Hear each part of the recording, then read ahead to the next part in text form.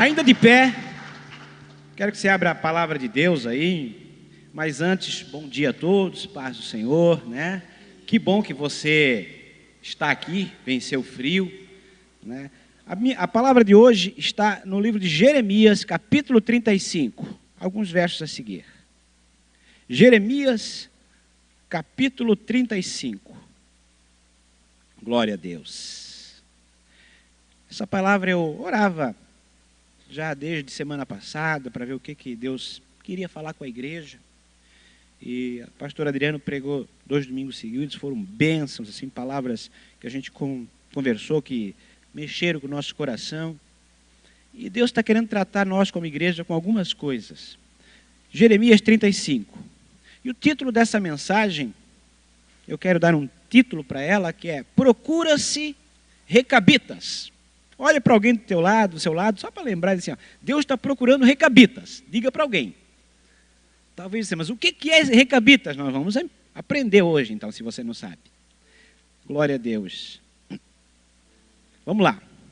Jeremias 35 diz assim: palavra que o Senhor, que veio a Jeremias nos dias de Jeoaquim, filho de Josias, rei de Judá, dizendo: vai à casa dos recabitas e fala com eles.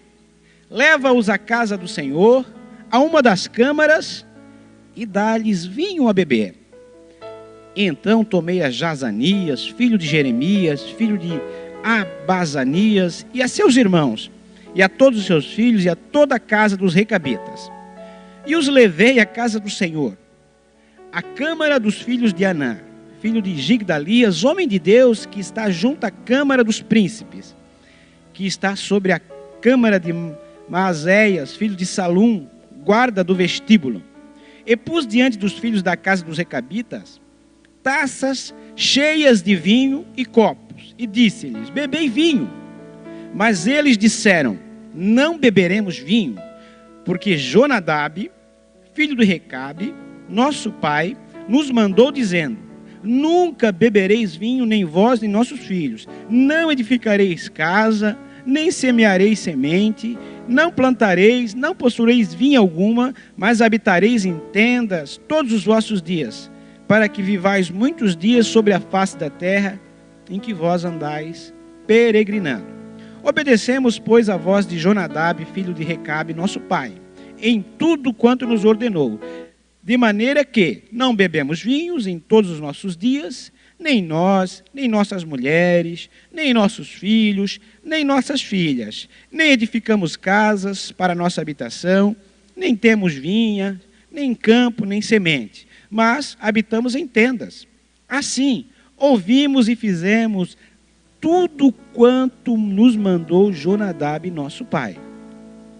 Sucedeu, porém, que, subindo Nabucodonosor, rei da Babilônia, a esta terra, dissemos: vinde, e vamos-nos a Jerusalém por causa do exército dos caldeus e por causa dos exércitos dos sírios. E assim ficamos em Jerusalém. Então veio a palavra do Senhor a Jeremias, dizendo: assim diz o Senhor dos exércitos, o Deus de Israel: vai e dize aos homens de Judá e aos moradores de Jerusalém: porventura, nunca aceitareis instruções para ouvires as minhas palavras, diz o Senhor. As palavras de Jonadab, filho de Recabe, que ordenou a seus filhos que não bebessem vinho, foram guardadas.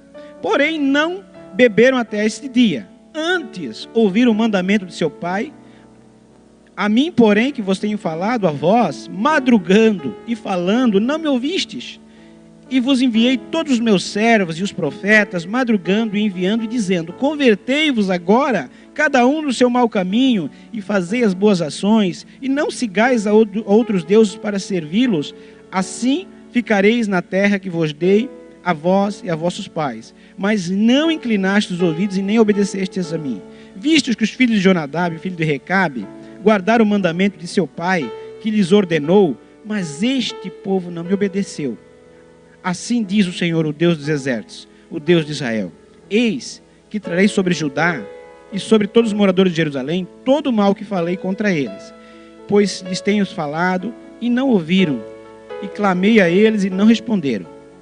E a casa dos recabitas, disse Jeremias, Assim diz o Senhor dos Exércitos, o Deus de Israel: visto que obedeceste ao mandamento de Jonadab, vosso pai, e guardaste todos os mandamentos e fizeste conforme tudo quanto vos ordenou, assim diz o Senhor dos Exércitos, Deus de Israel: nunca faltará varão a Jonadab, filho de Recabe, que assista perante a minha face todos os dias. Amém.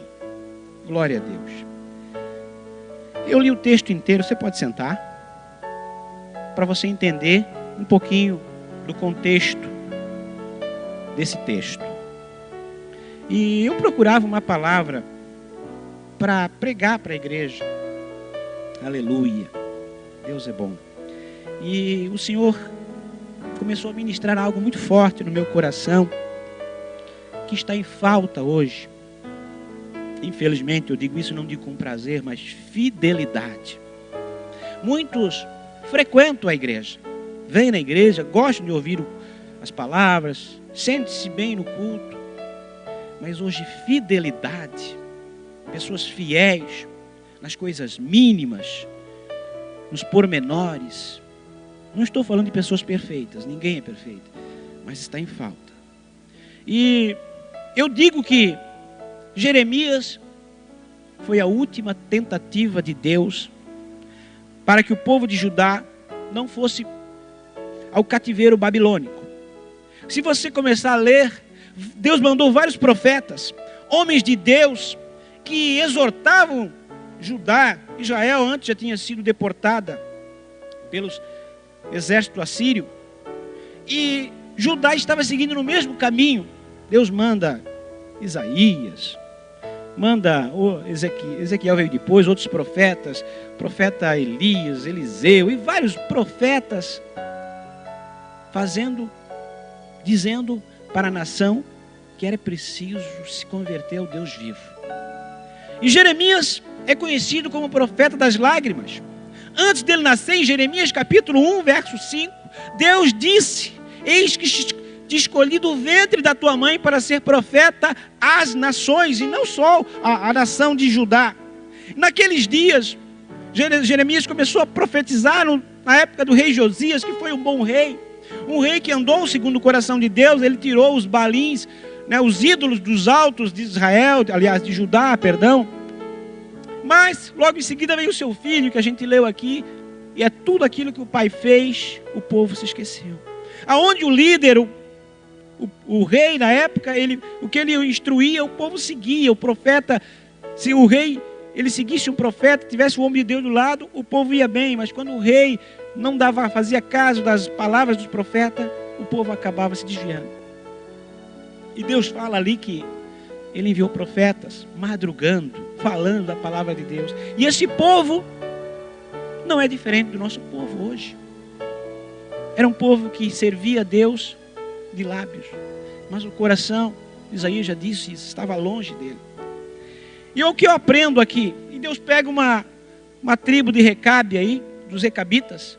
Recabe, ele era um dos povos ali que Deus escolheu. E tinha um homem chamado Jonadab. Jonadab era um homem sábio, que nos dias ali, uns 250 anos antes desse texto, mais ou menos, ele junto com Jeú, extermina a casa de Acabe, que fez para Israel pecar, cair na idolatria. Acabe casou-se com Jezabel, para você que lembra, nos dias do profeta Elias. E 250 anos mais ou menos antes, esse Jonadab, ele deu uma ordem para o seu povo, que eles não iam beber vinho, que eles não iam fazer casas e que eles iam plantar. O que eu trago isso por Deus? Deus não quis dizer que você não tem que beber vinho, plantar ou construir casas, mas Ele está falando do princípio ali. Não das ações, mas do princípio, da fidelidade. E Ele usa esse povo que por 250 anos, mais ou menos, quase 300, obedece fielmente às palavras do seu líder espiritual, de Jonadab. Ele traz e diz: vai à casa dos recabitas, traz eles aqui na casa do Senhor, oferece taças cheias de vinho, e escuta o que eles vão dizer. Escuta. E quando ele oferece, você vê aqui no texto, eles dizem, não, nós não podemos beber esse vinho, porque o nosso pai Jonadab, ele disse que não era para nós beber. E hoje, a gente tem uma geração, infelizmente, eu não falo isso com nenhum prazer, mas nós precisamos mudar isso, nós, igreja. Os nossos filhos já não são mais tão obedientes como antes. Hoje eles querem fazer o que querem. E isso vem para a igreja, vem para o serviço, vem para todos os ângulos da sociedade. Obediência, fidelidade, parece que está em falta. Os professores, quando vão dar aula, às vezes se incomodam. Os alunos, eles pegam e desafiam professores. Às vezes fazem coisas que não dá nem para acreditar. E isso vem para a igreja também, vem para todos os anos da sociedade. Então, Deus pega e mostra para Jeremias ainda que existia um povo fiel, que obedecia. E eu quero, nessa manhã, procurar compartilhar com a igreja algumas coisas que Deus falou ao meu coração. Quando a gente fala de fidelidade, a gente esquece de duas coisas antes. O que eu tenho que fazer para ser fiel? Primeira coisa que os recabitas, que são os filhos de Recabe, nos ensinam, eles nos ensinam lealdade. Sérgio, mas qual é a diferença de lealdade e de fidelidade? Nós já vamos saber. Lealdade é um reconhecimento de princípios ensinados por alguém. É um reconhecimento de princípios ensinado por alguém. Então o que é fidelidade? Alguém disse, o teu líder diz assim, olha, faz assim, faz isso. Então você é leal aos princípios que ele ensinou. Embora Deus deixou seus sábios princípios a seu povo, os recabistas eram mais leais a um homem morto do que os israelitas, ou o povo judeu aqui, ao Deus vivo. Então o que é lealdade? Exemplo, pastor Gilmar é o nosso líder. Eu preciso ser leal a ele. Eu e o Adriano precisamos ser leal a ele. Embora pode ser que tenha algumas coisas que nós não concordamos 100%, mas nós vamos obedecer, é lealdade. Leal é quando você olha para o homem de Deus, você pode até discordar de algumas coisas, e é muito natural acontecer isso, mas ele é o líder, você é leal a ele. Você não fala mal dele, você não diz para a igreja algo, e vocês não vão ver, enquanto eu viver aqui, eu falo por mim, falo pelo Adriano, porque eu conheço, nós falando mal dos nossos líderes aqui. Vocês não vão ver isso. Aqui em cima do púlpito, nunca. Se eu tiver que falar uma coisa, eu falo direto para ele. Não, porque é melhor falar para a pessoa do que a pessoa. Então, lealdade é isso. É você olhar para o teu líder e ser leal a ele. Aos princípios que eles têm ensinado. Eu digo sempre. Eu estava lendo ainda semana passada o livro do pastor Doug Williams. E ele conta que ele teve um sonho que ele e outros 2 pastores num campo muito grande. E de repente ele começou a falar mal do seu líder para aqueles outros 2 pastores. E quando ele falou mal do seu líder, veio um animal feroz em direção a ele. E veio cada vez mais perto. E aquele animal feroz entrou e pulou nele e entrou dentro do peito dele, aquele animal feroz, porque ele estava falando mal de um líder. E quando ele acordou assustado, ele perguntou para Deus, Deus, o que é isso? Ele disse, toda vez que você fala mal do seu líder, você atrai como se fosse uma brecha, uma maldição para dentro de ti, da tua casa. E ele fala isso sobre lealdade. E assim, Deus estava ensinando esse povo sobre lealdade. E a lealdade, ela requer persuasão.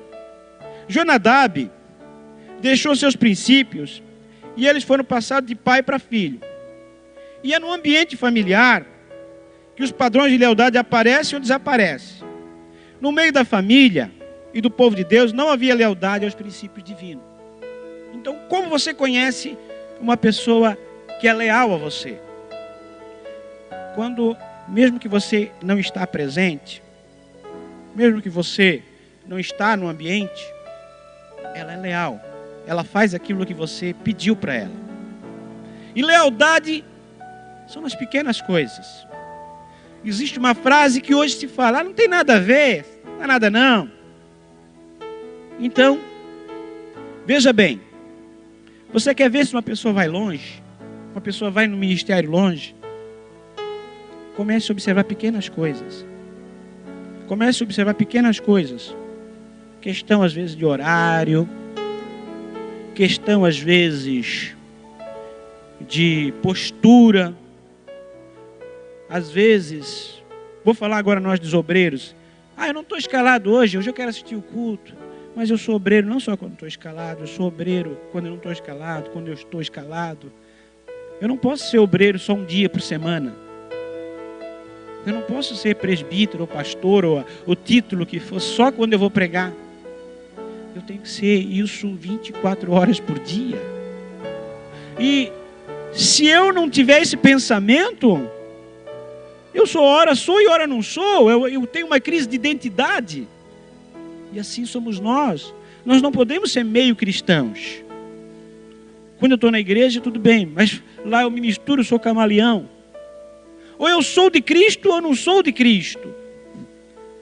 Então, Jonadab, ele teve persuasão e fez com que ele povo por mais de 200 anos, então, continuasse a seguir os princípios estabelecidos por ele. E lealdade pode custar muito caro. Os recabitas foram convocados por Jeremias a irem ao templo. E foram colocados à prova. Veja bem, eles estavam em Jerusalém, fugindo das invasões do reino babilônico. E ali eles foram pedir auxílio para o povo de Jerusalém. E quando Jeremias e os sacerdotes ofereceram vinho para eles, eles poderiam, sendo desobedientes, poderiam pensar, poxa, eles estão aqui nos auxiliando, e agora nós não vamos fazer uma desfeita para eles. Então, queridos, o que eu quero dizer com isso? Vai ter momento na minha e na tua vida que Deus vai colocar à prova a nossa lealdade. Eu lembro de uma situação que eu tenho um dos meus irmãos que ainda não está em Cristo, não serve, não é na nossa igreja, ele serve em outra igreja. E ele pediu para ser padrinho de crisma dele, em outra denominação. E eu amo muito esse meu irmão, amo demais. E eu fiquei orando, mas eu não posso fazer isso. Imagine, assim, eu cheguei com todo carinho e disse, olha, querido, eu sei a honra que é, se tu me convidasse porque tu me amas, que eu crismasse ele. Mas eu não posso fazer isso. Não é nem por ti, nem por ninguém. É porque eu não posso ir lá fazer uma coisa que eu não acredito. Eu preciso acreditar no que eu estou fazendo. Eu respeito, sim, essa tua posição, mas eu não posso fazer isso. Foi difícil para mim? Foi. E a Bíblia diz que quem não ama Deus mais do que seu pai, que sua mãe, que seus irmãos, não é digno de mim. Existem algumas decisões na minha e na sua vida que vão ter que ser tomadas. Não seja radical, não seja inteligente, peça sabedoria, seja sábio. Mas o que eu quero dizer para você, lealdade pode custar caro. Às vezes a pessoa pode não te compreender, pode ficar chateada. Mas ou você é leal ou não é leal. Mas antes da fidelidade, então, para ser fiel, você primeiro precisa ser leal a um líder. A alguém. Porque, eu sou fiel a Deus, mas Deus usa os homens. Se eu sou fiel a Deus, não existe isso. Você tem que ser fiel a alguém. A um homem de Deus. A uma mulher de Deus, a alguém. E para isso, para que você seja fiel, precisa primeiro, então, lealdade, que é ser fiel a um homem e aos seus princípios ensinados por ele. E perseverança. E é aqui que a maioria das pessoas acaba perdendo a bênção. É aqui que a maioria das pessoas, a perseverança. Veja bem. Primeira coisa que eles ensinam, os recabistas, não beber vinho. Aí aqui vira um assunto polêmico, né?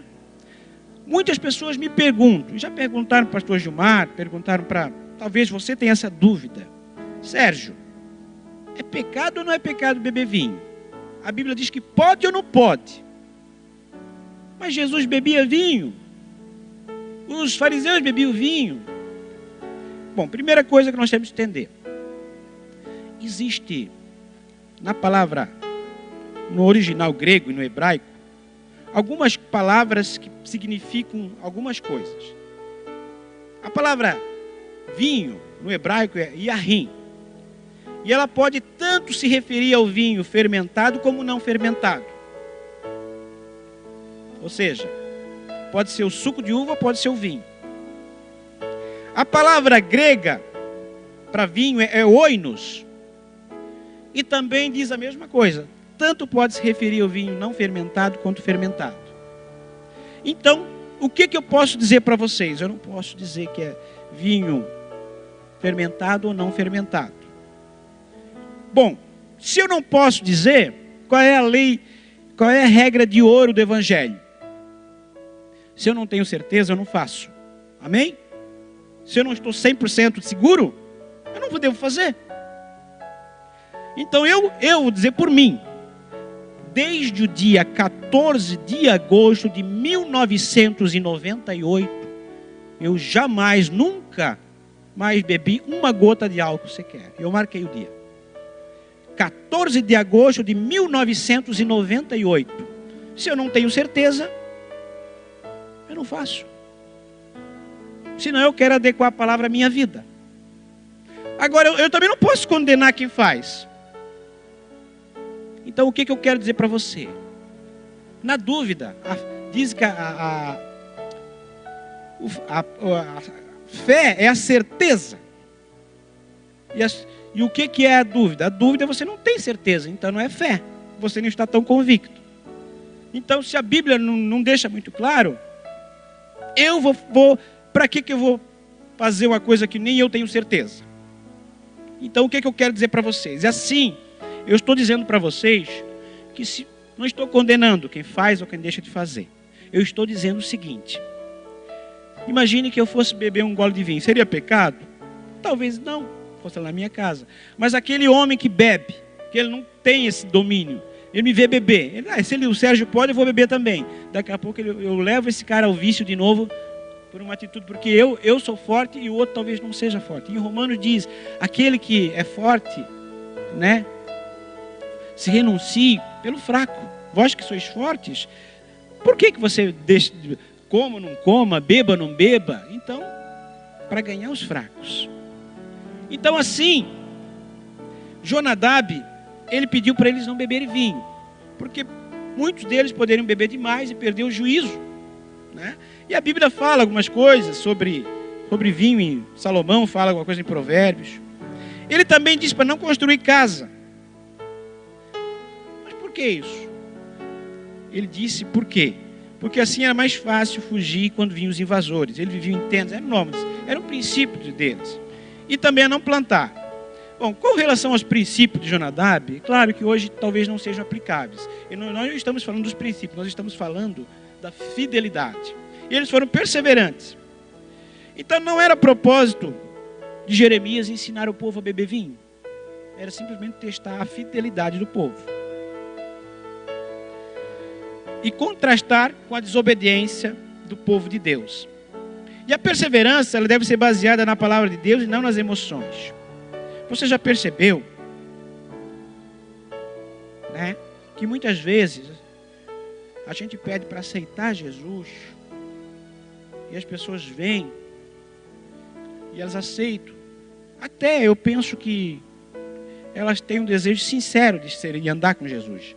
Só que chega 3, 4 domingos depois, elas vêm de novo. Passa um ano de novo, elas vêm de novo. Passa 2 anos, elas vêm de novo. Por quê? Porque às vezes a decisão é baseada na emoção. E existem coisas no cristianismo que não pode ser na emoção. A emoção passa. Agora eu estou emocionado. Fui tocado. Mas daqui a pouco eu não estou emocionado, eu não faço mais. Então, decisão precisa ser na razão. Você já percebeu? Vou dar um exemplo de compras. Quando você vai comprar alguma coisa, o vendedor ele não vende o produto, ele vende emoção. Imagine que você perdesse um familiar querido, muito querido. Aí você chega na funerária para comprar um caixão. E o vendedor de caixão diz assim: como é que era essa pessoa? Ah, essa pessoa, era muito amada por mim. Olha, eu tenho um caixão ali que custa 5 mil reais. Mas, poxa, como essa pessoa era amada, essa pessoa ela foi um esteio na sua vida, ela foi um referencial. Eu acho que você deveria comprar esse caixão de 15 mil aqui, ó. Vamos fazer uma última homenagem para ela. Eu acho que ela merece isso. Se você perceber, caixão é caixão. Vai para debaixo da terra. E esse cara não vendeu o caixão para você. Ele vendeu a emoção. E hoje, a maioria das coisas, se trabalha a emoção do povo. Isso, o vendedor ele é preparado para te vender a emoção. E a mesma coisa quando vai casar um filho, uma filha, um aniversário. Às vezes a criança ela não tem entendimento, mas você faz uma baita festa para quê? Porque as pessoas compram a tua emoção. E isso acontece na igreja. As pessoas vêm pela emoção. E está na hora, igreja, a gente viver um cristianismo de verdade. Não só na emocionalidade. Porque a emoção passa. Mas a Bíblia diz que a palavra de Deus permanece para sempre.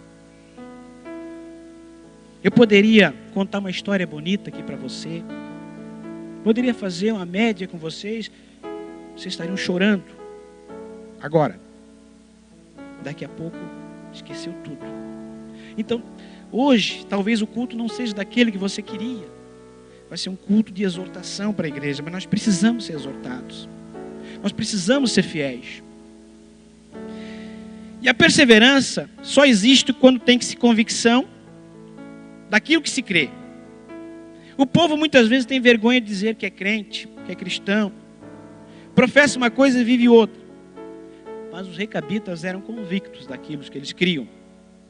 E perseverança é continuar firme, mesmo quando diz tudo ao contrário. Mesmo quando tudo diz ao contrário. Ou seja, você é fiel no dízimo, você é fiel na oferta. E às vezes as coisas você não está prosperando tanto financeiramente. Eu lembro que, posso falar de mim lá em casa. Eu sempre procurei, e aqui eu estou diante de Deus, estou diante de altar, ser fiel no meu dízimo, na minha oferta. Muitas vezes eu estava lá no cheque especial, negativo. Mas eu vim aqui e é do Senhor. E houve momentos que a gente não era tão maduro na fé. Minha esposa dizia: mas será que está valendo a pena? Ela comentava isso comigo. E a gente não tem vergonha de dizer. Eu disse: olha, se eu olhar pelo lado, realmente eu não tinha nem dinheiro para fazer isso. Mas a gente precisa ser fiel. Até que ela entendeu também esse mistério. E hoje Deus tem nos honrado. Na fidelidade, ninguém te pega. Quando você é fiel, quando você é leal, quando você é perseverante, as pessoas vão rir de você, vão falar de você. Se a gente começar a olhar para o lado, parece que tem pessoas que estão fazendo mais coisas que você. Só que a tua paz interior é diferente. Às vezes as pessoas têm uma fachada, você vê a fachada. Quando você olha para uma casa, você sempre vê a fachada. Para você entender o que é dentro da casa, você precisa entrar dentro dela. E quando a gente olha para uma pessoa, a gente vê a fachada. Pode ser uma casa linda, mas se não tiver paz, não adianta de nada. E eu digo isso diante de Deus. Hoje, lá em casa, a gente é fiel, a gente vive, eu e a minha esposa, a gente tem divergências, sim, às vezes não concordamos na coisa, mas nós não brigamos, nós não vamos dormir brigados. Não estou aqui fazendo média para vocês, eu falo diante de Deus. A gente tem um casamento abençoado. Eu não venho pregar jamais se a minha esposa orar por mim. A primeira pessoa que ora, que eu peço oração, é minha esposa. Agora na correria, eu fui buscar meu pai e tal, e ela chegou ali e disse: Sérgio, eu te abençoo em nome de Jesus e tal. Por quê? Porque ou a gente vive o que prega, ou a gente está vendo um cristianismo de emoção. Glória a Deus. E perseverança, aliás, os recabitas também ensinaram fidelidade. Então, para entender o negócio, para haver fidelidade, você primeiro tem que ter lealdade a uma pessoa, seguir alguém, tem que ter um líder, alguém que você se espelha, um discipulador, e perseverar no que ele te falar. Aí sim, aí você pode dizer que é fiel. Então, fidelidade, lealdade e perseverança são as bases da fidelidade. Precisamos aprender que antes da fidelidade vem a lealdade e a perseverança. Fidelidade só existe quando nós temos a oportunidade de ser infiel. Como é que você prova alguém que é fiel? Quando ele tem a oportunidade de ser infiel. Como é que você sabe que um homem é fiel a uma esposa? Quando ele tem a oportunidade de ser infiel, e ele não é. Quando a mulher tem a oportunidade de ser infiel e ela não é. Como é que você sabe se um homem é fiel à igreja, fiel ao seu líder? Quando ele tem a oportunidade de ser infiel e ele não é. E deixa eu abrir algo para a igreja aqui. Antes de eu pregar a minha primeira mensagem, eu já tinha escrito lá nos meus rascunhos mais de 100 e poucas mensagens. Acho que foram 140. E nunca ninguém tinha me dado uma oportunidade de pregar uma mensagem sequer na igreja.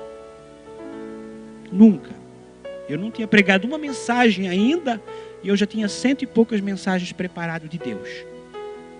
E muitas pessoas chegaram a dizer para mim: se tu tivesse em outro ministério, tu já estavas pregando.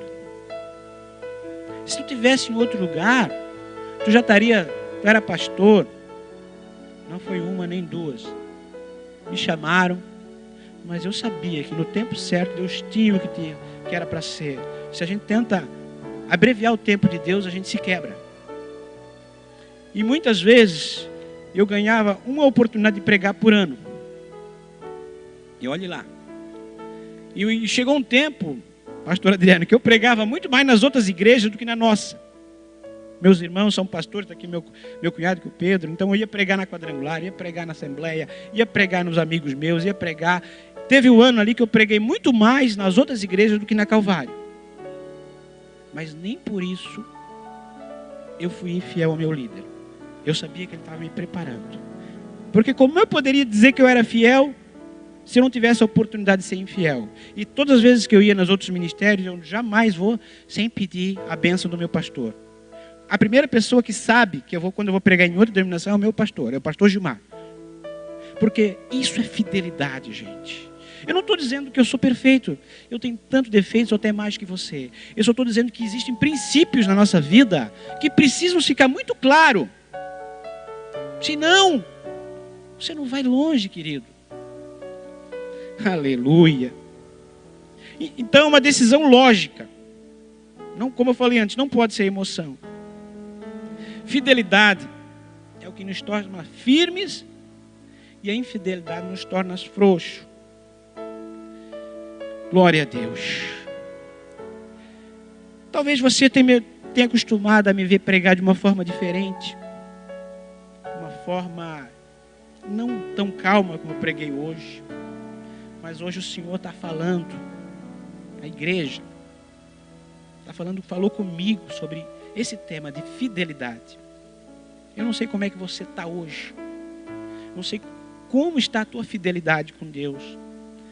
E eu confesso para você, eu e minha esposa às vezes falamos, a gente às vezes levanta cedo para ir trabalhar, levanta muito cedo às vezes para ir para a academia, mas às vezes quando Deus nos chama, nem a gente não levanta.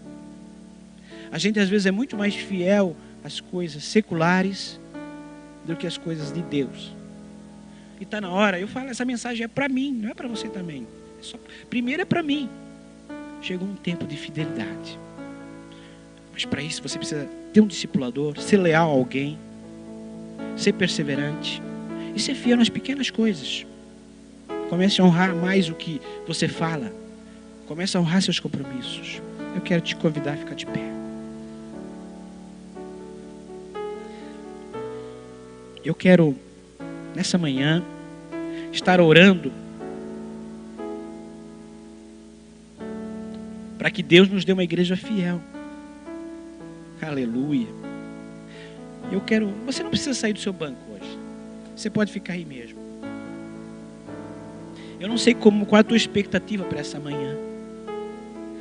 O Espírito Santo, que te conhece tão bem, ele está sondando o teu coração. Talvez a tua família não veio para Jesus ainda, porque você, talvez eu ou você, lá no nosso ambiente de trabalho, na nossa família, a gente é só mais um. A gente é meio camaleão. E a gente talvez fala de muitas coisas, mas não fala do Jesus que a gente serve. E talvez você tem algumas coisinhas ainda que você precisa realmente mudar.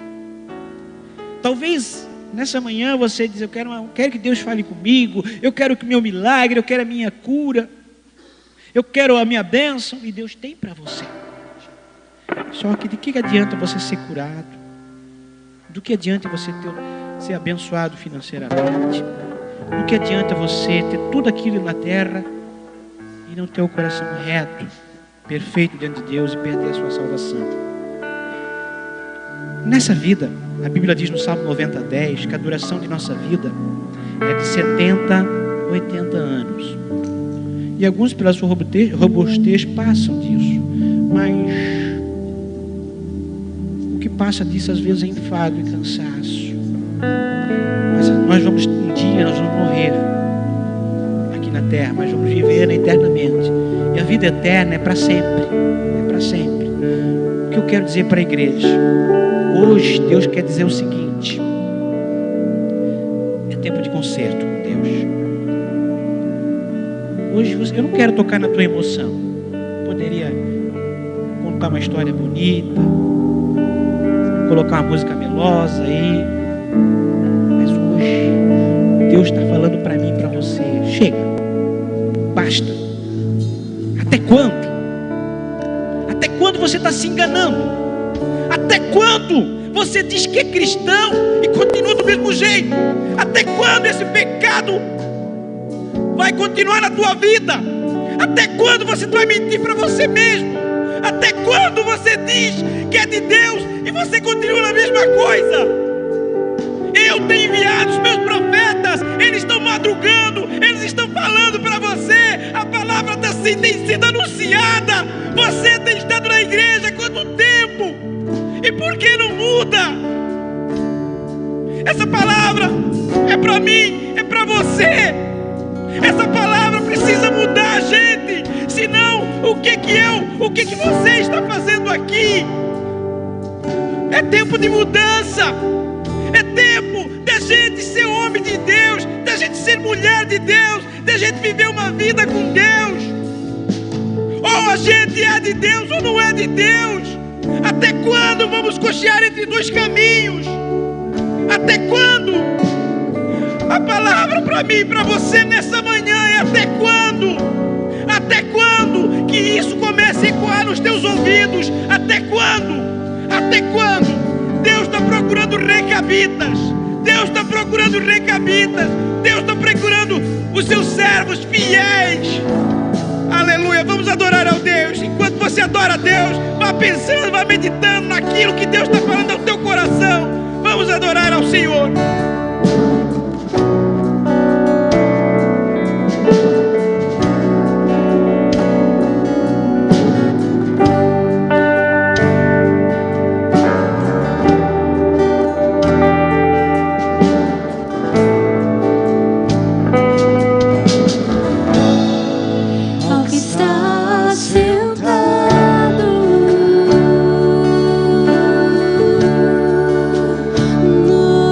No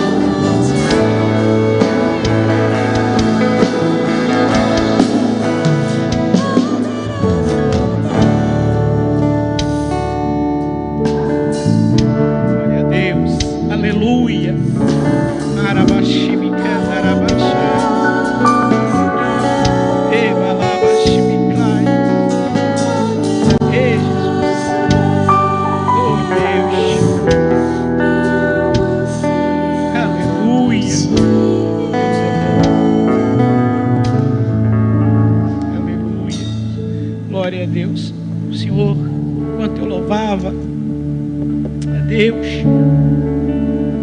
disse que existe uma pessoa, eu nem vou olhar para você que está em prantos. Você disse: eu queria viver esse evangelho, mas Senhor, eu não estou conseguindo vencer isso, Senhor. Lá em casa está tão difícil, estou com vontade de sumir. Você disse, a minha vontade é sumir. O Senhor disse: não é tempo disso, não é tempo disso. Assuma apenas o seu papel, seja fiel. Você vai ver o que eu vou fazer na tua vida. Não olhe para isso. Você diz: eu tenho orado, eu tenho feito, mas a minha vontade é sumir, porque parece que o mais certo é jogar tudo para o alto. Mas o Senhor diz: eu te trouxe aqui para falar isso para você. Amém, Jesus. Não sei quem é a pessoa, mas o Senhor falou no meu coração. Também não quero saber. Isso você e Deus sabe. Aleluia. Glória a Deus. Amém. O Senhor é bom.